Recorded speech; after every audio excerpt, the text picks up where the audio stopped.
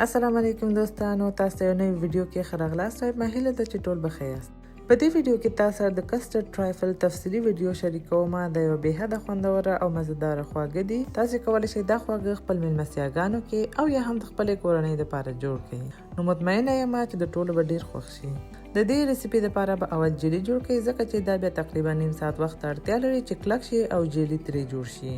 اول به 2 پیالې اوبه جوش کړئ او بیا به یو لوښي کې واچوئ. ورپسې به یو پاکټ جیلي هم پکې واچوئ. پروا نه کوي چې هر یو فلیور کې چې وي. ما دلته د ام جیلي جوړ کړ.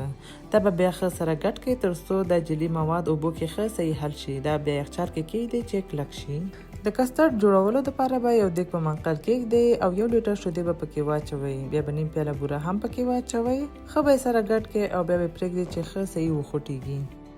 تر هغې به بیا د کسټرډ مواد جوړ کړئ چې د ونیلې کسټرډ نه تقریبا 4 غټې قاشقې په یو لوښي کې واچوئ او 4 غټې قاشقې په اندازه شیدې هم پکې واچوئ. ښه یې سره ګډ کړئ.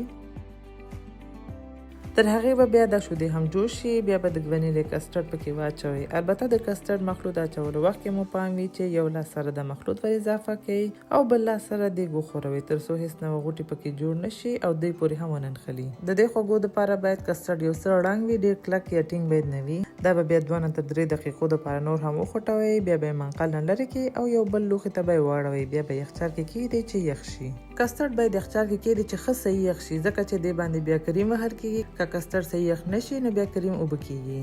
بیا به کریم ورته جوړ کړئ. د دې دپاره به 2 قوطي یا 1500 ملي لیټره پیروی په یو غټ کاسه کې واچوئ. ورپسې به 3 غټې قاشقې میده بوره هم پکې واچوئ. بیا به یو برقي مکسر سره ښه صحیح مکس کړئ تر څو لږ ټینګ کریم جوړ شي. ضرور نه دی چې کریم بیخي زیات کلک یا ټینګ وي. کریم باید دغسې وي لکه څنګه چې ویډیو کې ګورئ. بیا به یو قاشق یا سپیچولا سره دا کریم ښه سره راغونډ کړئ او یو پایپینګ بیگ او یا هم د کریم ډیزاینولو دپاره دغه خاص پلاستیک چې دی دې کې واچوئ. بیا به دا هم یخچال کې کیږدئ چې کریم همداسې ټینګ پاتې شي او ویلې نه شي. ورپسې به یو پاکټ او یا هم 400 ګرامه کیک واخلئ. کیک پروا نه کوي چې هر یو واخلئ. تاسې کولی شئ د ونیلې کیک، د چاکلیټ کیک او یا هم همداسې 2 رنګه کیک وکاروئ. هر یو مو چې خوښیږي کولی شئ هماغه وکاروئ. دا به بیا اول اندازه کړئ چې بیا ټول په یوه اندازه پرې شي او بیا به یو چاقو سره ټوټه کړئ. کیک مو چې ټول ټوټه کړ بیا به دغسې یو 4 کونجی لوښی واخلئ او ټوټه شوي کیک به پکې قطار کیږدئ. ورپسې به نیمې پیالې نه لږ کم شیدې هم واخلئ او د دې کیک په سر واچوئ تر څو کیک لږ نرم او پوست شي. بیا به کریم مو چې جوړ کړی او یخچال کې مو ایښی و هغه به راواخلئ او د کیک په سر به واچوئ او لږ به ترې وساتئ چې بیا وروسته خوږو ډیزاینولو دپاره مو پکارېږي. ضرور نه دی چې دا کریم بیخي لشم کوي، ځکه چې دې باندې نور مواد راځي نو دا اصلا ښکاري نه. کریم مو چې د کیک په سر هوار کړلو بیا به یو څنګ ته کیږدئ او بیا به لږه تازه میوه لکه انګور او کیلې واخلئ او وړې وړې او نري نري میده کړئ. جیلي مو چې جوړه کړې وه هغه به هم اوس ښه یخه شوې وي او ښه کلکه شوې هم وي. بیا به هغه هم یو چاقو سره 4 کونجې ټوټه کړئ او بیا به یې سره ګډ کړئ تر څو لوښي نه جدا شي. ورپسې به د کریم په سر چې څومره مو خوښیږي هماغومره انګور واچوئ. بیا به کیلې هم ښه صحیح د انګورو په سر واچوئ.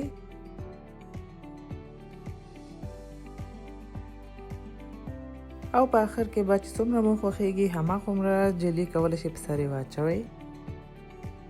دې نه بعد به بیا کسټرډ هم یخچال نه وباسئ او ښه یې سره ګډ کړئ او بیا به د همدې کسټرډ نه هم پرې واچوئ. د کسټرډ مقدار باید د نورو موادو نه لږ ډېر وي، ځکه چې اصلي خوند یې همدې کې دی.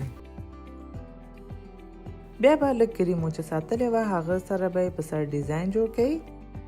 ډیزاین تاسې کولی شئ د خپلې خوښې پرې جوړ کړئ او یا هم بیخي ترې تیر شئ. د لوښي منځ کې به لږ نور جیلي هم واچوئ او لا ښایست دپاره کولی شئ یو دانه راسبري هم پرې کیږدئ. بیا به لږه پسته او بادام ښه میده کړئ او د دې په سر په خالي ځایونو کې واچوئ.